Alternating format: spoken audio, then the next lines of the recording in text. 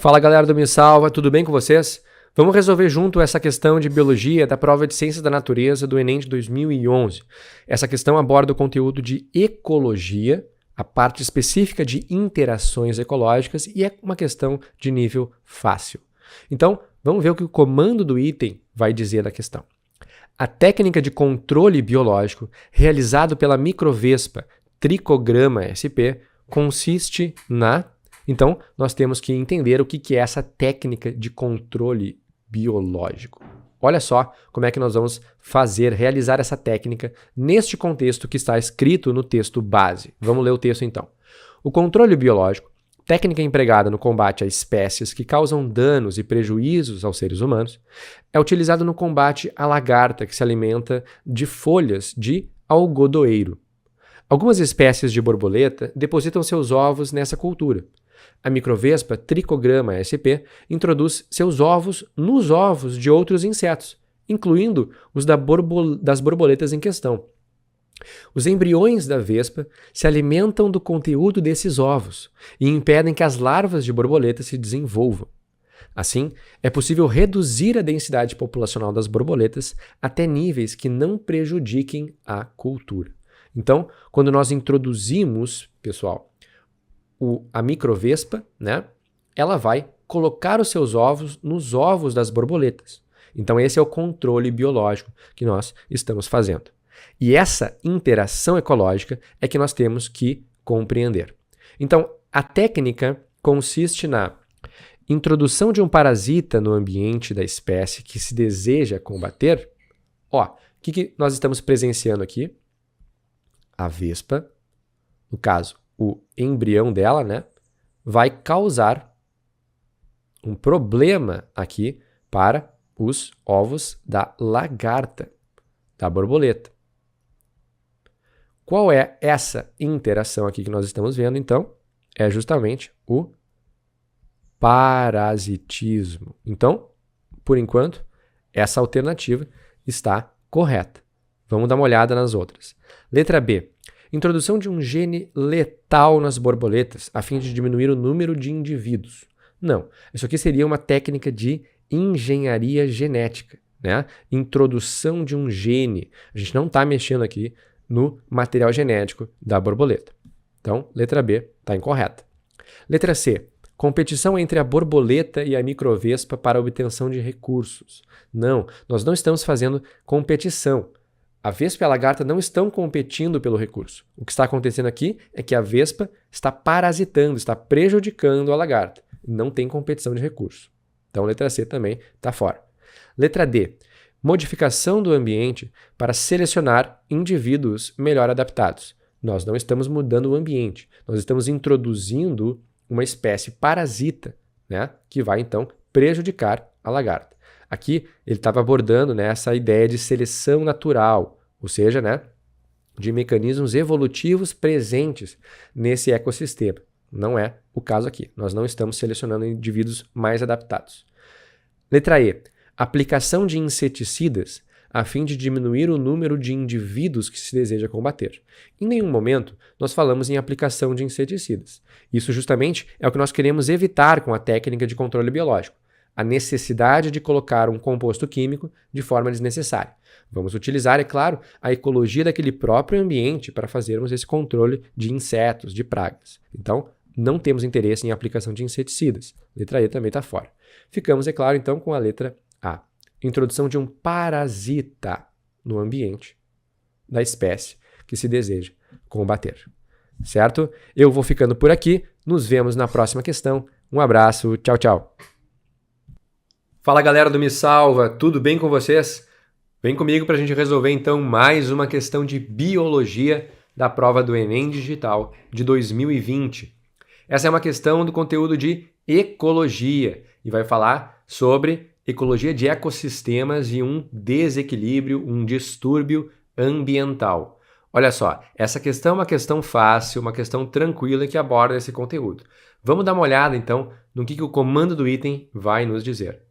A consequência do vazamento dessa mistura na produtividade primária do ecossistema é ou seja, a gente tem que buscar então que consequência é essa, né? O que vai causar esse vazamento. Vamos para o texto base, então. A perfuração de poços para a extração de petróleo causa soterramento do leito submarino, contaminação química e aumento da turbidez da água. Além disso, o vazamento desses hidrocarbonetos gera efeitos adversos, em especial no metabolismo de organismos aquáticos, influenciando as cadeias alimentares de ecossistemas marinhos. Essas consequências negativas advêm das propriedades do petróleo, uma mistura oleosa de substâncias orgânicas, de coloração escura e menos densa que a água. Então, a consequência do vazamento desse petróleo na produtividade primária do ecossistema. Pessoal, quando a gente fala em produtividade primária, nós estamos falando da produção de biomassa dos produtores. Lembra bem, ó. Porque, claro, quem é que vai produzir a biomassa no ecossistema são os organismos fotossintéticos, né? Então, lembra sempre que os organismos produtores são organismos fotossintéticos. Ou também, né, quimiosintéticos, caso eles usem energia química e não energia luminosa para fazer a síntese da biomassa, dos produtos orgânicos. Então, quando a gente está falando de produção ou produtividade primária, nós sempre estaremos falando com relação aos organismos produtores. Primeiro nível trófico da cadeia alimentar. Então, olha só, vamos agora observar o que o texto base diz ali que o vazamento de petróleo causa na água, né? Soterramento do leito submarino, contaminação química e aumento da turbidez da água. Além disso, ele fala lá embaixo, né, que o petróleo é uma mistura oleosa de substâncias orgânicas de coloração escura e menos denso que a água. Isso aqui também é muito importante. O petróleo ele é menos denso que a água, ou seja, ele vai ficar na superfície da coluna de água. O que vai acontecer então? Nós temos a coluna de água e uma região ali, ó, que vai ser a zona onde vai bater a luz, né, não vai conseguir absorver essa luz. Por quê? Porque agora nós temos uma camada aqui de petróleo, né, bem escura e menos densa que a água, que vai bloquear, portanto, a entrada da energia luminosa. Então agora a gente consegue entender o que as alternativas vão nos perguntar, né? Letra A redução da atividade do fitoplâncton em decorrência da alteração na zona fótica. Exatamente, né? É o fitoplâncton, são as algas desse ecossistema aquático, portanto, que vão ter problemas ali na produção primária, ó, porque são os produtores. Então, essa, por enquanto, é a nossa alternativa correta. Porque existe uma alteração na zona fótica, naquela região ali onde entra a luz, né? Zona fótica é a região onde tem a presença de luz. Letra B. Intoxicação dos animais filtradores, em decorrência da absorção de óleo. Este, de fato, é um problema no ecossistema, mas ele não vai ser a consequência na produtividade primária. Letra B, então, eliminada. Letra C. Bioacumulação do óleo no zooplâncton, por causa da sua agregação. Não, nós não estamos falando de zooplâncton, né? São os produtores, o primeiro nível trófico. Então, letra C, também eliminada. Letra D. Mortandade dos peixes, causada pela obstrução das suas brânquias. De novo, né, falando de consumidores aí, de organismos heterótrofos, portanto, consumidores. Nós não vamos falar aqui, né, de fitoplâncton, aqui nós estamos falando de peixes, logo a letra D também está eliminada. Letra E, dizimação da população de bentônicos pelo seu soterramento. Pessoal, os bentônicos é aqueles que ficam lá animais que vão ficar no fundo do leito, né, lá no chão, lá no solo lá do fundo do mar, né? Então nós temos animais que vivem fixos aqui ou, né, caminhando pelo solo. Então são animais, são consumidores. Letra E também eliminada. Ficamos então com a letra A, redução da atividade do fitoplâncton, organismos produtores fotossintéticos. Certo? Eu vou ficando por aqui. Nos vemos nas próximas resoluções. Tchau, tchau. Fala, galera do Me Salva. Tudo certinho com vocês? Vamos resolver então comigo mais uma questão de biologia da prova do Enem de 2019. Olha só o que é essa questão, que é do conteúdo de citologia, a parte de biomoléculas, vai cobrar da gente. É uma questão de nível fácil, uma questão bem interpretativa, onde boa parte da resposta já está ali no texto base. Vamos conferir então aqui no comando do item primeiro. Qual das bicamadas lipídicas apresenta maior fluidez? Ou seja, nós temos aqui uma imagem, né, com 5 bicamadas lipídicas, né? E a gente tem que entender qual é que vai ser mais fluida, portanto. Agora a gente volta lá no texto base. A fluidez da membrana celular é caracterizada pela capacidade de movimento das moléculas componentes dessa estrutura.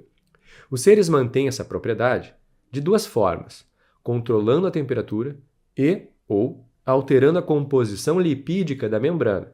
Neste último aspecto, o tamanho e o grau de insaturação das caudas hidrocarbônicas dos fosfolipídios, conforme representados na figura, influenciam significativamente a fluidez. Isso porque quanto maior for a magnitude das interações entre os fosfolipídios, menor será a fluidez da membrana. Ou seja, ele disse que a membrana que possui um baixo número de insaturações vai ser uma membrana que vai ter alta interação, ou seja, uma magnitude de interações mais intensa, né? Mais alta. E se a gente tem muita interação, então a membrana está muito interagindo uma parte com a outra, né? A gente vai ter uma baixa fluidez. E a questão está nos pedindo para avaliar qual dessas bicamadas tem a maior fluidez. Ou seja, nós temos que buscar o menor nível de interações, que vai ser dito pelo maior nível de insaturações, né? A nossa, ligação dupla aqui, está nessa perninha da cauda hidrocarbônica. É claro, quando fica mais tortinho aqui, a gente consegue empacotar muito menos bicamada aqui, né? Fosfolipídios construindo a nossa bicamada. Ou seja, a gente vai precisar achar a bicamada com maior número de insaturações aqui no caso. Vamos dar uma olhada na número 1. Bicamada número 1 só tem fosfolipídio saturado, então vai ficar muito rígido, baixíssima fluidez. Não é o que a gente quer, não. Número 2, letra B. Só tem, olha só, insaturações aqui nos fosfolipídios. Então, é a nossa bicamada mais fluida aqui. Por enquanto, a letra B é a nossa resposta. Número 3, letra C. Olha só, tem um monte aqui, né? Tem alguns fosfolipídios saturados, então não é isso que a gente quer também, não. Letra D, número 4. Olha só, mas muita interação acontecendo aqui. Então isso aqui vai estar bem rígido, né? E existe também aqui uma alta intensidade, porque as ligações são muito, muito longas aqui, né? Os fosfolipídios estão de forma bem longa aqui, se ligando, interagindo. Então, também não é a letra D. Letra E, número 5. Olha só, o tamanho das insaturações aqui também é bem grande, né? E das cadeias hidrocarbônicas aqui também é bem grande. Então, não é o número 5 aqui. Vamos ficar, é claro, com a letra B, bicamada número 2. Somente insaturações e o tamanho é bem pequeno aqui das caudas hidrocarbônicas. Então, letra B. Eu vou ficando por aqui. Nos vemos aí na próxima resolução. Espero vocês. Tchau, tchau. Fala, galera do Me Salva, tudo bem com vocês? Vamos resolver aqui então mais uma questão de biologia da prova do Enem de 2018. Olha só o que é essa questão que vai abordar os hormônios do sistema digestório, né? Então, fisiologia humana, uma questão de nível fácil, tranquila, a gente só tem que lembrar a função desses hormônios aqui. Olha só então o que o comando do item vai nos dizer. Em caso de um indivíduo com hipoglicemia, o hormônio citado que atua no catabolismo induzirá o organismo ou seja, a gente tem que lembrar então qual é o efeito, qual é a ação desse hormônio que ele está falando do catabolismo. Olha só, voltando no texto base, ele nos diz o seguinte: Anabolismo e catabolismo são processos celulares antagônicos, que são controlados principalmente pela ação hormonal. Por exemplo, no fígado, a insulina atua como um hormônio com ação anabólica, enquanto o glucagon tem ação catabólica e ambos são secretados em resposta ao nível de glicose sanguínea. Então, em caso de um indivíduo com hipoglicemia, o hormônio citado que atua no catabolismo induzirá o organismo a fazer o quê? Vamos pensar o seguinte, se ele está com hipoglicemia, ele tem baixo nível de quê? De glicose. Ele está com uma hipoglicemia. Se ele tem baixo nível de glicose, ele também vai apresentar um baixo nível de insulina, porque a insulina é justamente o hormônio que vai transportar a glicose para dentro das células, para que a célula consiga utilizar no seu metabolismo. Lembra que a insulina, então, ela sempre vai estar na mesma direção, na mesma seta, né, que a glicose. Alta glicose, alta insulina, baixa glicose, baixa insulina. É claro, no indivíduo, por exemplo, que não vai ter um diabetes, né, um indivíduo que não contém aí, então, esse distúrbio metabólico. Se ele tem baixa glicose e baixa insulina, que é um hormônio anabólico, né, então ele vai possuir agora um alto nível do hormônio catabólico, o hormônio chamado de glucagon. E o glucagon vai atuar, então, justamente nos momentos de hipoglicemia ou jejum.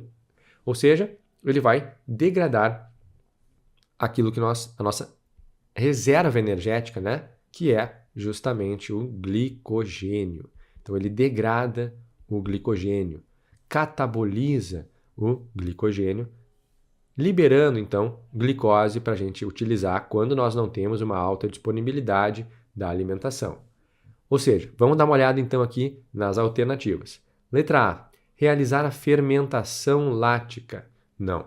A fermentação lática, ela é feita, né, lá no citoplasma da célula, mas não envolve aqui a necessidade da insulina. Então, letra A está fora. Letra B, metabolizar aerobicamente a glicose. Nós não temos aqui glicose, né, para metabolizar. Antes a gente precisa liberar a glicose. Então, letra B está fora também. Letra C, produzir aminoácidos a partir de ácidos graxos. Nós não estamos falando aqui de metabolismo de aminoácidos, não. A gente está falando sobre glicemia. Então, letra C também não é a resposta. Letra D, transformar ácidos graxos em glicogênio. Olha só, ele está falando em sintetizar glicogênio, construir, transformar ácidos graxos em glicogênio. A gente não pode construir glicogênio a partir de ácidos graxos aqui, não. Nós não temos, né, que construir, a gente tem que degradar. A gente vai ter que utilizar agora esse glicogênio. Então, letra D também está fora. Letra E, estimular a utilização do glicogênio. Justamente essa é a função do glicogênio, né, do glucagon. O glucagon, então, vai estimular a degradação, a utilização, o consumo de glicogênio, que vai ser a nossa reserva. Degradando, então, o glicogênio, a gente vai ter glicose disponível para fazer o nosso metabolismo. Então, vamos ficar com a letra E. Estimular a utilização desse glicogênio. E eu vou ficando por aqui. Vejo vocês na próxima resolução. Tchau, tchau. Fala, galera do Me Salva, tudo bem com vocês? Vamos resolver essa questão de biologia da prova de Ciências da Natureza do Enem de 2009. É uma questão sobre vacinação e que vai abordar também o conteúdo de vírus, né? Então nós temos que compreender o mecanismo de funcionamento de uma vacina e o efeito esperado, né? O que seria uma vacina adequada contra o HIV? Então, uma vacina eficiente contra o HIV deveria... Logo, vamos para o texto base. Estima-se que haja, atualmente no mundo, 40 milhões de pessoas infectadas pelo HIV, o vírus que causa a AIDS, sendo que as taxas de novas infecções continuam crescendo, principalmente na África, Ásia e Rússia. Nesse cenário de pandemia, uma vacina contra o HIV teria imenso impacto, pois salvaria milhões de vidas. Certamente seria um marco na história planetária e também uma esperança para as populações carentes de tratamento antiviral e de acompanhamento médico. Então, uma vacina eficiente contra o HIV deveria, letra A, induzir a imunidade para proteger o organismo da contaminação viral. Bom, por enquanto, está tudo correto, né? O papel de uma vacina é induzir a imunidade no organismo, produção de anticorpos para proteger o organismo contra uma contaminação viral. Letra B. Ser capaz de alterar o genoma do organismo portador, induzindo a síntese de enzimas protetoras. Pessoal, uma vacina, lembra, não altera genoma. Ela não vai chegar no material genético da célula do organismo, certo? Uma vacina, então, ela não é capaz de alterar o genoma, o DNA, do organismo portador, porque ela não vai chegar no núcleo da célula do organismo. Então, letra B não está correta. Letra C. Produzir antígenos capazes de se ligarem ao vírus, impedindo que este entre nas células do organismo humano. Bom, qual é o problema dessa alternativa? Uma vacina, ela não produz antígenos. Uma vacina, lembra disso, vai ser responsável por induzir o corpo a produzir anticorpos. Estes, sim, é que vão se ligar aos antígenos. Os antígenos estão na partícula viral. Os anticorpos é que são produzidos pelo organismo que está tomando a vacina, né? Então, os anticorpos é que vão combater os antígenos. Os antígenos, sim, estão no vírus. Estão no organismo que está produzindo a doença neste organismo, né? Então, não é letra C. Letra D. Ser amplamente aplicada em animais, visto que esses são os principais transmissores do vírus para os seres humanos. Qual é o problema dessa alternativa aqui? É entender que os animais é que são os principais transmissores do vírus. Não. O que ele está dizendo aqui? Que, por exemplo, né, como a doença chamada dengue, o vírus da dengue é transmitido por um mosquito, né? O mosquito Aedes aegypti. Então, ele é transmitido por esse mosquito. A AIDS, no caso o HIV, não é transmitido por animais. O HIV é o que nós chamamos de uma infecção sexualmente transmissível. Ela também é chamada de doença sexualmente transmissível, uma DST, certo? Então, essa infecção, ela vai ser transmitida via sexo, via o ato sexual, ou também, é claro, via sangue. O sangue contaminado é que vai, então, transmitir o vírus do HIV para os seres humanos. Não tem um animal aqui envolvido como vetor, como transmissor. Então, letra D está errada. Letra E. Estimular a imunidade, minimizando a transmissão do vírus por gotículas de saliva. Bom, aqui a gente já viu também, né? Essas são as formas de transmissão do vírus do HIV. Logo, nós não vamos transmitir este vírus, as pessoas não transmitem esse vírus por gotículas de saliva, e sim através de sexo e sangue, ok? Então, letra E também está incorreta. Ficamos, é claro, então, com a letra A, porque sim, o papel de uma vacina eficiente, ela tem que induzir a imunidade para proteger o organismo da contaminação viral, certo? Eu fico por aqui e até a próxima questão. Tchau!